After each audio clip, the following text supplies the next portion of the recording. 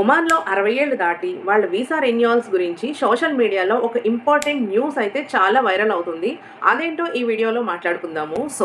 Hello friends, ministry of labour నుండి అయితే కొన్ని కీలక మార్పులు అయితే వచ్చాయన్నమాట. అవి ఏంటంటే ప్రైవేట్ సంస్థల్లో పనిచేసే ఉద్యోగులు ఎక్స్‌పర్ట్ వర్కర్స్ ఎవరైతే ఉన్నారో వాళ్ళకి 60 సంవత్సరాలు నిండి మళ్ళీ దాని వీసా రెన్యువల్ చేసుకోవడానికి చాలా ప్రాబ్లం అవుతుంది అని చెప్పేసి రీసెంట్‌గా అయితే ఒక న్యూస్ అయితే బాగా ట్రెండ్ అవుతుంది.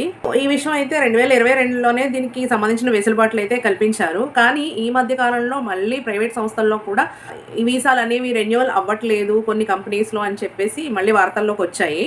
అండ్ మీ ఫ్రెండ్స్ అండ్ ఫ్యామిలీలో ఎవరైనా మీకు తెలిసిన వాళ్ళలో ఈ ఏజ్ గ్రూప్ వాళ్ళు ఉంటే ఖచ్చితంగా వాళ్ళకైతే ఇన్ఫర్మేషన్ అయితే పాస్ చేయండి. అండ్ వీళ్ళైతే వాళ్ళ హెచ్ఆర్ని కానీ లేదు అనుకుంటే ఆఫీస్ మెంబర్స్ ఉంటారు కదా, వాళ్ళని కానీ అడిగి క్లారిటీ అయితే తెచ్చుకోవాలి. తెలుసుకోవడం మంచిదే ఇలాంటి విషయాలు.